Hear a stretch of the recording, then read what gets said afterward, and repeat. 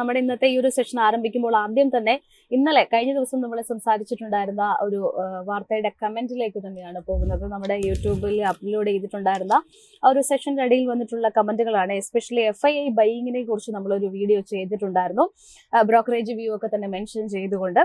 അതിൽ sellers and buyers എത്രയുണ്ടെന്ന് എങ്ങനെയാണ് മനസ്സിലാക്കാൻ സാധിക്കുക എന്നുള്ളതായിരുന്നു ആദ്യത്തെ ഒരു കമന്റ് എന്ന് പറയുന്നത്. ഈ FI എന്ന് പറയുന്നത് പലപ്പോഴും ഇന്ത്യക്കാരായ വലിയ ടീമുകൾ വിദേശത്തിരുന്ന് ഓപ്പറേറ്റ് ചെയ്യുന്ന ഫണ്ടാണെങ്കിൽ അവരുടെ കൂടെ കൂടുന്നതാണ് ബുദ്ധി. കാരണം അവർക്ക് നമ്മളെക്കാൾ കൂടുതൽ ഡേറ്റ ആക്സസ് ഉണ്ടായിരിക്കും എന്നുള്ളതായിരുന്നു മറ്റൊരു കമന്റ് എന്ന് പറയുന്നത്. ഇനി കഴിഞ്ഞ കുറച്ച് വർഷങ്ങളായിട്ട് നമ്മൾ കണ്ട പല റാലികളും ഓൾ ബിക്കോസ് ഓഫ് FII എന്ന് പറയുന്ന തരത്തിലേക്കായിരുന്നു മറ്റൊരു കമന്റ്. DIകളുടെയും FIകളുടെയും ബൈയിങ് കപ്പാസിറ്റി അനലൈസ് ചെയ്യാൻ പറഞ്ഞുകൊണ്ടായിരുന്നു മറ്റൊരു കമന്റ് എന്ന് പറയുന്നത്. ഇങ്ങനെ പല വിധത്തിലുള്ള കമന്റ്സ് നമ്മുടെ സെഷനിൽ വരുന്നുണ്ട്. തീർച്ചയായിട്ടും ഇതിനൊക്കെ തന്നെ ഒരു ക്ലിയർ കട്ട് എക്സ്പ്ലനേഷൻ നൽകിക്കൊണ്ട് തന്നെ നമുക്ക് ഇന്നത്തെ ഈ ഒരു സെഷൻ ആരംഭിക്കാം. ജാസ്മിൻ, ആക്ച്വലി ഇന്നലെ ഇപ്പൊ US മാർക്കറ്റിന്റെ കാര്യം പറഞ്ഞല്ലോ, S&P 500 ഞാൻ തുടക്കത്തിൽ അത് വാച്ച് ചെയ്യുമ്പോൾ 1% ഡൗൺ ആയിരുന്നു കേട്ടോ. ആദ്യത്തെ 1 അവറിൽ 1% ഡൗൺ ആയ മാർക്കറ്റിൽ ഭയങ്കരമായിട്ടൊരു ബൈയിങ് ആണ് തിരിച്ചു വന്നതെന്നുള്ള എനിക്ക് തോന്നുന്നു. അവിടെ റിപ്പോർട്ട് ചെയ്തിരിക്കുന്ന നമുക്ക് കിട്ടിയ ഒരു ഹാൻഡ് ഓവർ അനുസരിച്ച് ഇൻഡിവിജ്വൽ ഹൈ നെറ്റ്വർത്ത് ഇൻഡിവിജ്വൽസ് ആണ് US മാർക്കറ്റിൽ ഇന്നലെ മേടിച്ചത് എന്നുള്ളതാണ് അതിനകത്തൊരു പോസിറ്റീവ് ആയിട്ടുള്ള ഒരു കാര്യം. പിന്നെ രണ്ടാമത് നമ്മുടെ ഈ ക്വറീസ് ഒക്കെ ഒന്ന് ആൻസർ ചെയ്യുന്നതിന് മുമ്പ് ഒരു കാര്യം പറഞ്ഞു വെക്കട്ടെ. അതായത് ഈ കൊല്ലത്തെ ഏറ്റവും വലിയൊരു ലിസ്റ്റിംഗ്, അതായത് ഹാങ്സെങ് മാർക്കറ്റ് ഹോങ്കോങ്ങിലാണ് അത് നടക്കുന്നത്. അതായത് വേൾഡിലെ largest electric vehicle battery maker, അതായത് ലോകത്ത് കാണുന്ന ഇലക്ട്രിക് വെഹിക്കിൾ ബാറ്ററിയുടെ 1/3 അവരാണ് ഉണ്ടാക്കുന്നത്. ഈ കമ്പനിയുടെ പേര് China contemporary Amperex technology company limited എന്നാണ്, CATL. ഇത് ഹാങ്സെങ് മാർക്കറ്റിൽ ഹോങ്കോങ്ങിലാണ് ലിസ്റ്റ് ചെയ്ത് വലിയൊരു ലാർജ് ലിസ്റ്റിംഗ് ആയിരുന്നു കേട്ടോ. അതായത് 4.6 ബില്യൺ USD ആണ് അവർ റേസ് ചെയ്തതെന്ന് പറയുന്നത്. അത് ഏതാണ്ട് ഇന്നലെ സ്റ്റോക്ക് 13 തൊട്ട് 14% വരെ അപ്പു ആയിരുന്നു എന്നുള്ളതാണ്. അപ്പൊ അതൊരു ലാർജ് ലിസ്റ്റിംഗ് ആണ്. അത് EV സെക്ഷനിലാണ് നടന്നത്. അതിന് കിട്ടിയ വാല്യുവേഷൻ ഒന്ന് പറഞ്ഞു വെക്കുന്നു എന്നുള്ള കാര്യം. ഇനി വരാൻ പോണ ഇന്ത്യയിലെ സെക്ടേഴ്സും ഇലക്ട്രിക് വെഹിക്കിൾസ് അല്ലെങ്കിൽ battery, solar, chip manufacturing, semi conductors ഈ ലെവലിലൊക്കെ ആയതുകൊണ്ട് ഒരു ഗ്ലോബൽ കമ്പനിക്ക് എന്ത് വാല്യുവേഷൻ ആണ് കിട്ടിയത് എന്നുള്ളതാണ്. $4.6 ബില്യൺ അവർ റേസ് ചെയ്തു. ലിസ്റ്റിംഗ് ഗെയിൻസ് തന്നെ 12 to 14% കിട്ടി, വിച്ച് ഈസ് വെരി ഹാൻസം എന്നുള്ളത്. അതൊന്നാമത്തെ. പിന്നെ ഈ രണ്ടാമത്തെ പോലെ നമ്മുടെ ക്വറി, ചില ക്വറിയൊക്കെ നമ്മൾ ആൻസർ ചെയ്തിരുന്നു. അതിൽ പ്രത്യേകിച്ച് എടുത്തു പറയേണ്ട കാര്യം, നമ്മൾ എന്തുകൊണ്ട് ചില ക്വറീസ് മാത്രം എടുത്ത് ആൻസർ ചെയ്യുന്നു വെച്ചാൽ മറ്റേത് കൂടുതലും ഈ ഒരു സ്റ്റോക്ക് എങ്ങനെയുണ്ട് എന്നൊക്കെ പറയും. ഇതിൽ പ്രത്യേകിച്ചായിട്ട് ഒരു ഫണ്ടമെന്റൽ ആയിട്ട്, അതായത് ബേസിക് ആയിട്ടുള്ള ഒരു കാര്യമാണ് ചോദിക്കുന്നത്. അപ്പൊ അതിൽ ഒരു അറിവ് കൊടുക്കണമെന്ന് നമ്മൾ വിശ്വസിക്കുന്നു. നമ്മുടേതായ രീതിയിൽ നമ്മുടെ അറിവിൽ നമ്മൾ സിമ്പിൾ ആക്കി ശ്രമിക്കുന്നു എന്നുള്ളത്. അതിനകത്ത് ചോദിച്ചിരിക്കുന്നത് ബയേഴ്സും സെല്ലേഴ്സും തമ്മിൽ എങ്ങനെ തിരിച്ചറിയാം എന്നുള്ളത്. ശരിക്കും അതിൽ യാതൊരു റെലവൻസും ഇല്ലാത്ത, അതായത് ഞാനിപ്പോ ഒരു കാര്യം പറയുന്നത് വെച്ചാൽ എത്രത്തോളം സെല്ലേഴ്സ് ഉണ്ടോ അത്രത്തോളം ബയേഴ്സ് ഉണ്ടാവും. ബയേഴ്സിന്റെ സെല്ലേഴ്സിന്റെ എണ്ണത്തിൽ വ്യത്യാസമായിരിക്കും, നമ്പർ ഓഫ് ഷെയർസ് സെയിം ആയിരിക്കും. അതായത് ഒരു ട്രാൻസാക്ഷൻ നടക്കണമെങ്കിൽ അത് ഒരു സെല്ലർ വരുന്നെങ്കിൽ ഒരു ബയറും വരും. ബയറും സെല്ലറും കൂടെ ഒരു എഗ്രീഡ് ആയിട്ടുള്ള ഒരു പ്രൈസ് ആണ് സ്റ്റോക്ക് മാർക്കറ്റിൽ നടക്കുന്നത്, റൈറ്റ്? അങ്ങനെ നടക്കുമ്പോഴാണ് ശരിക്കും ഇതിപ്പോ നമ്മളിപ്പോ ഇവിടുന്ന് ഒരു സ്റ്റോക്ക് ബൈ ചെയ്യുന്നു എന്ന് വിചാരിക്കാം. നമ്മൾ ആരുടെ കയ്യിൽ നിന്നാണ് ബൈ ചെയ്യണമെന്ന് പോലും നമുക്കറിയില്ല. ചിലപ്പോൾ പൂനെയിലുള്ള ഒരാളായിരിക്കാം, ഇൻഡോറിലുള്ള ആളായിരിക്കാം. എക്സ്ചേഞ്ച് എന്ന് പറയുന്ന പ്ലാറ്റ്ഫോമിൽ നമുക്ക് ഒരു ഓഫർ തരുന്നു, ആരോ ഇത്ര രൂപയ്ക്ക് ഇത്രയും ഷെയർസ് ഓഫർ ഉണ്ട്, നിങ്ങൾക്ക് മേടിക്കാൻ പറ്റുമോ എന്നാണ്. ഇപ്പൊ നമ്മൾ ഒരു ക്വാണ്ടിറ്റി ഇടുന്നു, നമ്മളൊരു പ്രൈസ് ഇടുന്നു. ഇത് രണ്ടും മാച്ച് ചെയ്യുമ്പോൾ ട്രേഡ് നടക്കുന്നു. നമുക്ക് അപ്പുറത്തെ ഭാഗത്തിരിക്കുന്നത് ആരാണെന്ന് അറിയത്തേയില്ല. അപ്പൊ ഒരു ദിവസം 100 സെല്ലേഴ്സ് ഉണ്ടെങ്കിൽ ചിലപ്പോൾ 10 ബയേഴ്സേ കാണും, അല്ലെങ്കിൽ ഒരു ദിവസം 10 സെല്ലർ ഉണ്ടെങ്കിൽ ചിലപ്പോൾ 100 ബയർ ആണ്. പക്ഷെ നമ്പർ ഓഫ് ഷെയർസ് ട്രാൻസാക്ഷനിൽ ഹാപ്പൻ ചെയ്യുന്നത് സെയിം തന്നെ ആയിരിക്കും. ഉദാഹരണത്തിന് ഇപ്പൊ ഒരു കമ്പനിക്ക് 100 ഷെയർ ഉണ്ടെന്ന് വിചാരിക്കാം.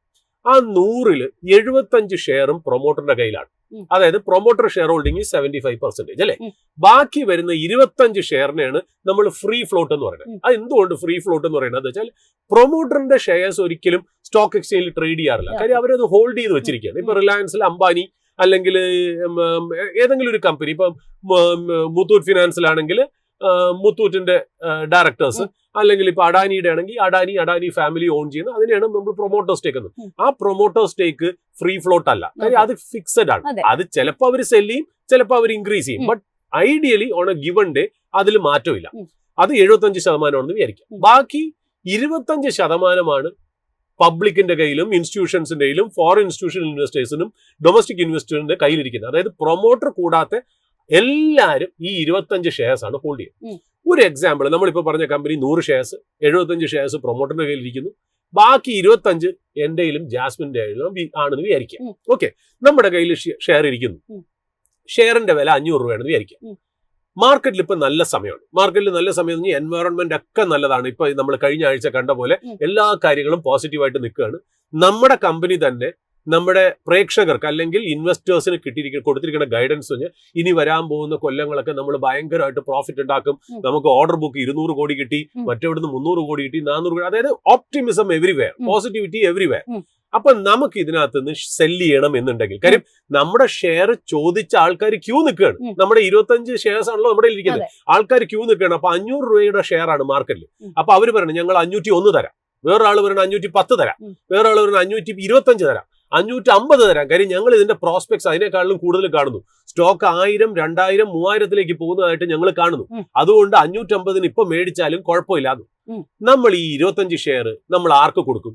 അന്ന് ഏറ്റവും കൂടുതൽ ബിഡ് ചെയ്ത ഹയസ്റ്റ് പ്രൈസ് ആരാണോ അവർക്ക് നമ്മൾ കൊടുക്കും. അല്ലെ, 501 ചോദിച്ച ആൾക്ക് കൊടുക്കോ, 550 ചോദിച്ച ആൾക്ക് കൊടുക്കും. നമ്മൾ 550 ചോദിച്ച ആൾക്കാർ, അയാളാണ് ഹയർ എങ്കിൽ നമ്മൾ അയാൾക്ക് 550 രൂപ കൊടുക്കും. അപ്പൊ 500 രൂപയുടെ മാർക്കറ്റ് പ്രൈസ് ഉള്ള ഒരു സ്റ്റോക്ക് നമ്മൾ 550 വിൽക്കുന്നു. നമുക്ക് ക്ലീൻ 10% കിട്ടുന്നു. 550 വേറൊരു വ്യക്തി മേടിക്കുന്നു. അത് ഭാവിയിൽ കൂടുതൽ പോകുന്നുള്ള പ്രതീക്ഷയിൽ മേടിക്കുന്നു.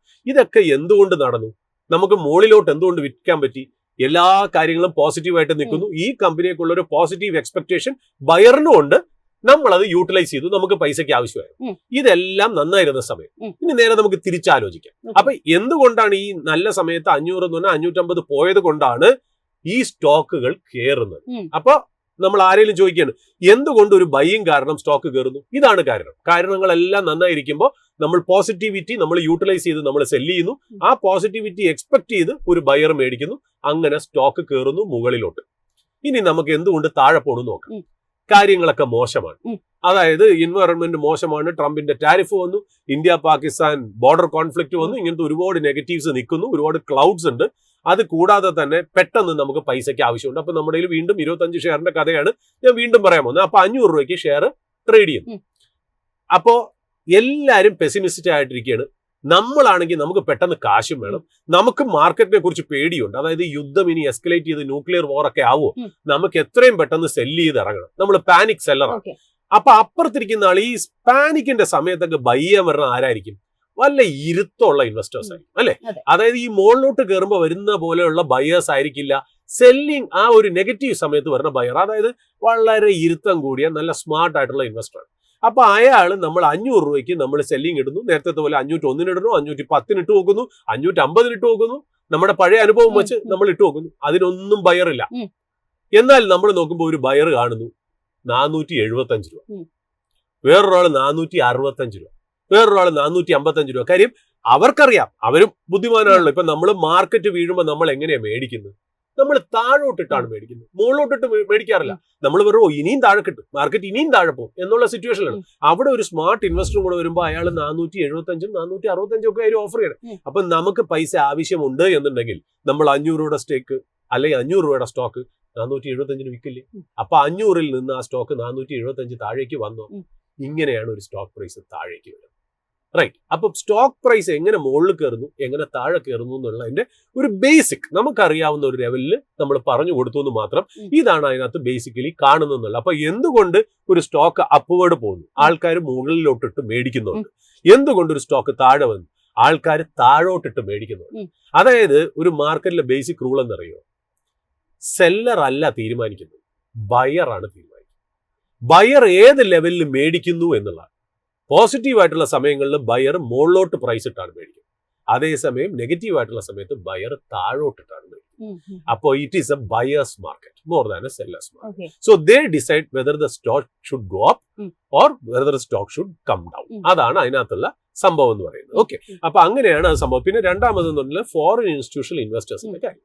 ഈ ഫോറിൻ ഇൻസ്റ്റിറ്റ്യൂഷണൽ ഇൻവെസ്റ്റേഴ്സ് പൊതുവേ തന്നെ ഇന്ത്യൻ മാർക്കറ്റിൽ ഉണ്ടല്ലോ, 2 ടൈപ്പ് ഫോറിൻ ഇൻസ്റ്റിറ്റ്യൂഷണൽ ഇൻവെസ്റ്റേഴ്സ് ആണ്. ഒരു ടൈപ്പ് ഫോറിൻ ഇൻസ്റ്റിറ്റ്യൂഷണൽ ഇൻവെസ്റ്റേഴ്സ് എന്ന് പറഞ്ഞാൽ ലോങ് ടേം പ്ലെയർ. അതായത് ഒരു കമ്പനിയിൽ 5 തൊട്ട് 6%, 8%, 10%, ചിലത് 20% വരെ എടുത്തിട്ടുണ്ട്, അല്ലെങ്കിൽ 1% വരെ എടുത്ത കേസുകളുണ്ട്. അവർ ഇൻവെസ്റ്റ് ചെയ്തിട്ട് ഒരു കമ്പനിയുടെ പ്രോസ്പെക്ട്സിനെ റൈഡ് ചെയ്ത് പോകുന്നു. 2, 3, 4, 5 കൊല്ലത്തേക്കൊക്കെ റൈഡ് ചെയ്ത് പോകുന്നു. അങ്ങനത്തെ ഒരു type long term foreign institution investors അല്ലെങ്കിൽ FPIs എന്ന് പറയും. വേറെ ഒരു ടൈപ്പ് ഓഫ് ഇൻവെസ്റ്റേഴ്സ് എന്ന് പറഞ്ഞാൽ ഹെഡ്ജ് ഫണ്ട്സ് ആണ്. അതായത് ETF. അവരെന്ന് വെച്ചാൽ അവർക്ക് വലിയ നന്ദിയും സ്നേഹമൊന്നുമില്ല. വെറും എന്താ പറയുക, ഫാസ്റ്റ് ആൻഡ് ക്വിക്ക് പ്ലെയേഴ്സ് ആണ്. അവരിപ്പോ ഇവിടെയാണ് ഓപ്പർച്യൂണിറ്റി എങ്കിൽ പെട്ടെന്ന് വന്ന് ഇവിടെ ഇൻവെസ്റ്റ് ചെയ്യും. പെട്ടെന്ന് ഇതിനേക്കാൾ ഓപ്പർച്യൂണിറ്റി ചൈനയിൽ വരികയാണെങ്കിൽ ഇന്ത്യ വിട്ടിട്ട് അവർ ചൈനയിലേക്ക് പോകും.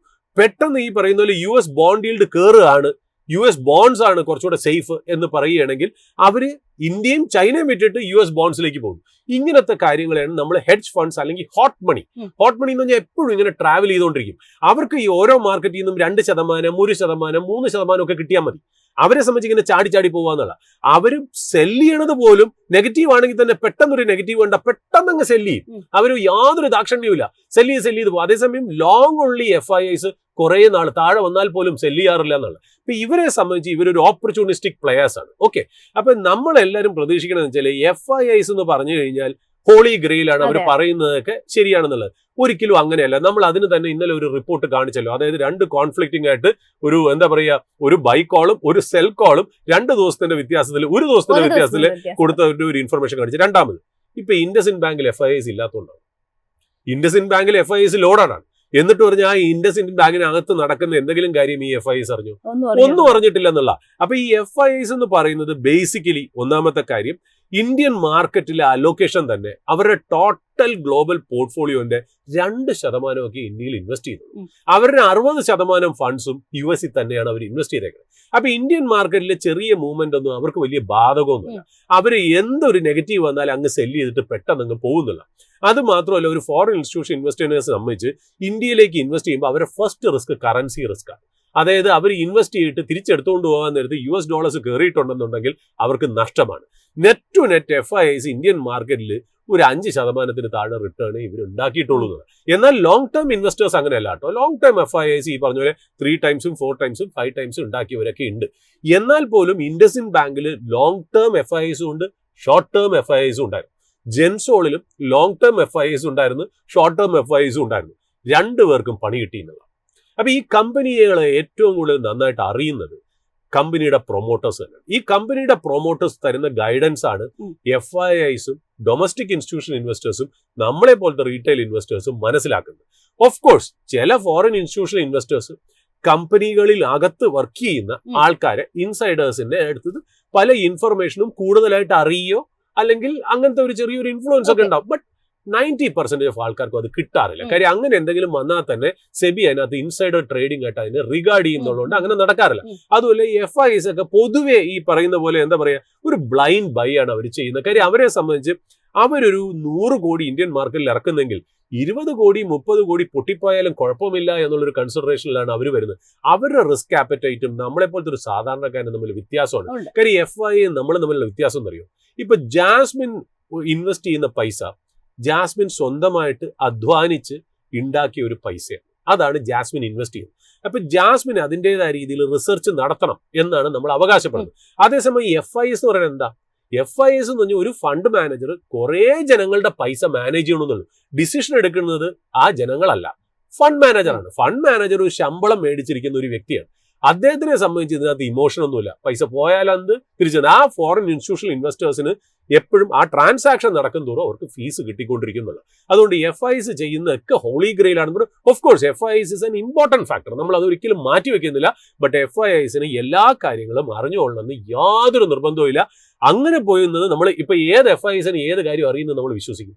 അവർക്ക് ഇൻസൈഡർ ആയിട്ടുള്ള ഇൻഫർമേഷൻ ആർക്കറിയാം എന്നൊന്നും വെച്ചാൽ. കാര്യം മോർഗൻ സ്റ്റാൻലി ചില കാര്യങ്ങൾ എടുക്കുന്ന ഒരു എക്സാമ്പിൾ പറഞ്ഞു എന്നുള്ളൂ. മോർഗൻ സ്റ്റാൻലി എന്ന് പറയുന്ന FII ബ്രോക്കറേജ് ചില കമ്പനികളിൽ എടുക്കുന്ന സ്റ്റാൻഡ് കറക്റ്റ് ആവുകയും ചില കമ്പനികളിൽ എടുക്കുന്ന സാധനം തെറ്റിപ്പോവുകയും ചെയ്യാറുണ്ട്. അപ്പൊ അതുകൊണ്ട് അവർ എടുക്കുന്ന എല്ലാം അവർ ഇൻസൈഡർ ഇൻഫർമേഷൻ അറിഞ്ഞിട്ടാണ് എന്ന് വിശ്വസിക്കുന്നത് നേരായിട്ടുള്ള ഒരു ഏർപ്പാടല്ല. ചിലതിൽ അവർക്ക് കറക്റ്റായിട്ട് കിട്ടും, ചിലതിൽ അവർക്ക് കറക്റ്റായിട്ട് കിട്ടൂല എന്നുള്ള കാര്യം. ഈ FIIsനെ പോലും പറ്റിക്കുന്ന പ്രൊമോട്ടേഴ്സ് ഇന്ത്യയിൽ ഉണ്ടെന്നുള്ള. ഇപ്പൊ ഇൻഡസ്ഇൻഡ് ബാങ്കിലൊക്കെ ഈ FIIs തന്നെ ഒരു കോൺഫറൻസ് കോള് ഹോസ്റ്റ് ചെയ്തിരുന്നു.